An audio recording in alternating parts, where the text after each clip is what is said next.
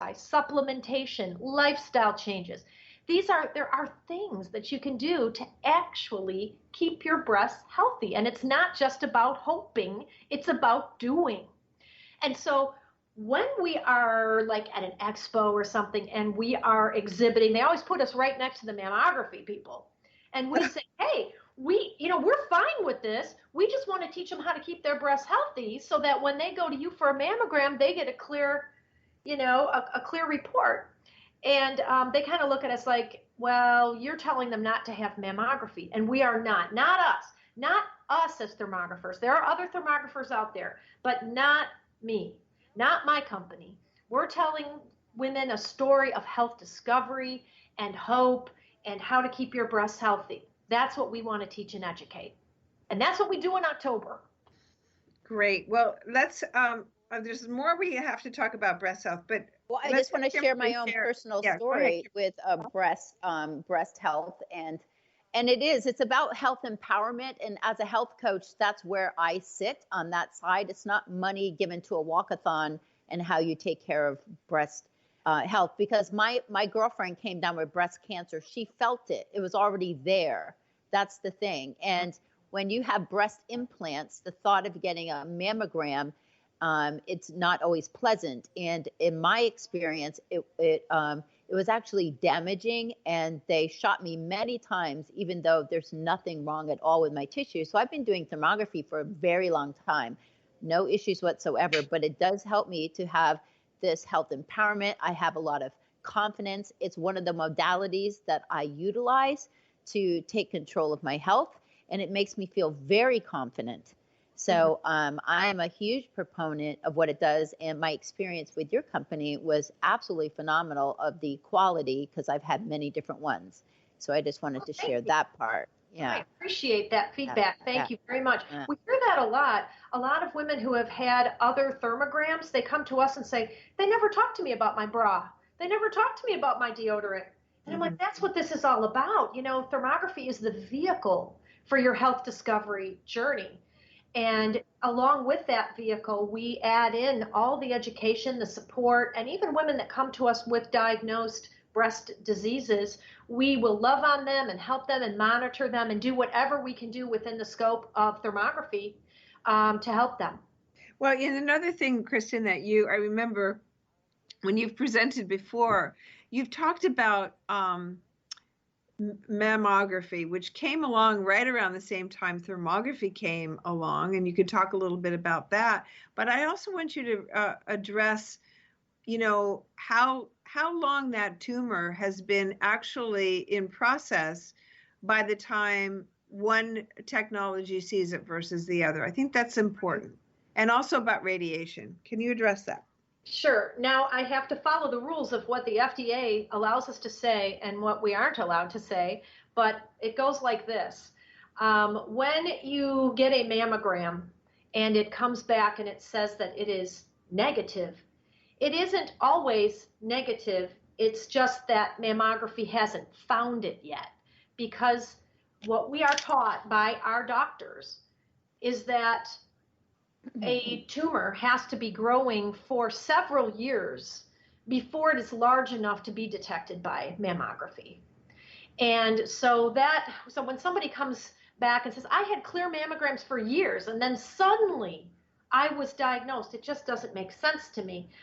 That's probably what happened. It had been growing for years and years, but it was just too small to be detected. It has to be about the size of a pea for mammography to find it. Mm-hmm. Now, if they find it.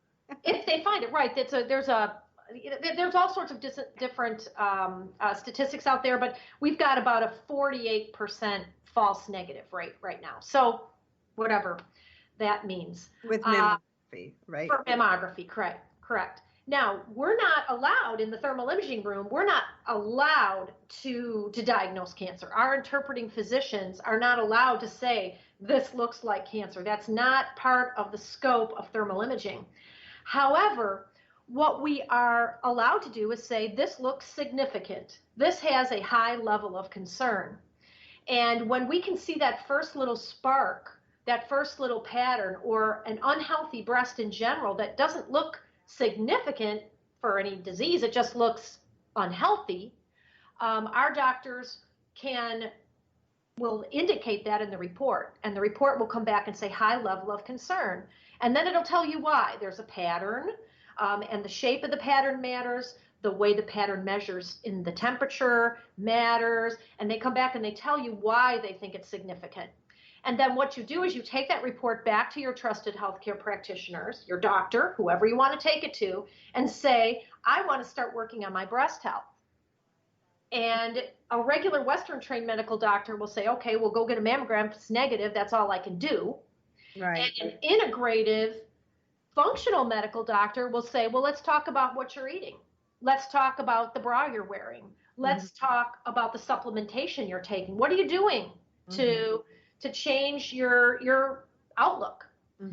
And oftentimes, just making those lifestyle changes when we see something that's a moderate or high level of concern can change the way the breasts look. So when they come back to us 3 to 6 months later and we look, they say, yeah, I took this back to my practitioner and we did lymphatic drainage massage. We used essential oils. I started taking selenium. I did a vitamin C IV. I stopped wearing that deodorant that caused That's my favorite one, because we see the most dramatic change when they switch from aluminum-based antiperspirant to a amazing deodorant. I buy my deodorants from you, Patricia. I'm not ashamed to say that. That is my favorite product of all time. We teach them how to brush their breasts. They come back 3 to 6 months later. We look at them to see if there's been a change. Our doctors will interpret again. It's called a comparative study. And wow, oftentimes we see just a phenomenal change. The breasts look clear, the inflammation is down, the patterns are gone. We see this every time. Because you're measuring the heat patterns, and I know in my studies, when I studied to find out why did I have breast cancer, it was because when there's congestion, which leads to inflammation, which leads to tumors developing, there's going to be a higher level of heat. So that was one thing for me that really spoke to me. And the other thing that was that I personally don't want to be around a lot of radiation. And I understand that radiation it's not just it's a one and done thing, but every year you get it, it continues to accumulate in the tissues. Right. Yes. The statistics that have come to us are every time you get a mammogram, you increase your personal risk of breast cancer between 3 and 6%, and that is cumulative. And so it gets so that's the reason why they actually recommend that you start mammography later on in life, because the radiation buildup can actually be detrimental. And so the U.S. Preventive Task Force has actually come back with some new recommendations. I'm not sure how many radiology centers are following those recommendations, but they want women now to start at age 50 and then get a mammogram every other year and then stop at some point. I think it's like 70. They also have a new digital mammogram, right? Yes, they do. And are you talking about the tomography? The 3D. Yeah, 3D. Yeah. That's more radiation because they want to get through dense breasts. But there have been some new advances in ultrasound, and we're partners with the ultrasound people. They love us and we love them.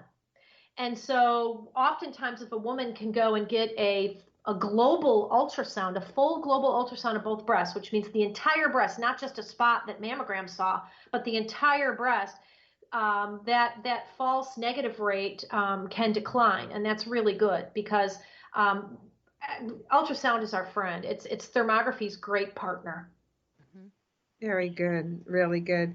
Well, there's so much more we can talk about breast thermography and how it can really benefit people and really put them in charge, if you will, of their own health. And that's what you're talking about, is health discovery. So we look forward to talking with you on the second part of our interview with you and seeing where else we can look and how we can use thermography.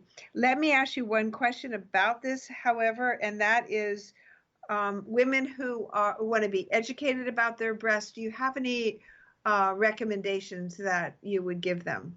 Absolutely. So the first thing you want to do is you want to switch your deodorant from antiperspirant, aluminum-based antiperspirant, to a essential oil, natural-based deodorant. Absolutely. That's the biggest change we see is when they make that switch.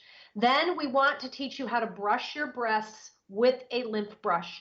Moving lymph is like taking the garbage out, and most women's breasts are congested because of all the junk we have in our diets. And do you have that on your website? We do, yes. You can visit cfmthermography.com, C as in Central, F as in Florida, M as in Medical, thermography.com.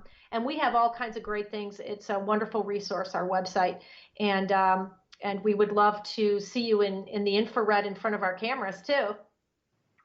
Awesome. Awesome. So much. Thank you so much, Kristin. We look forward to hearing more great information from you about thermography and health discovery in our healing journey.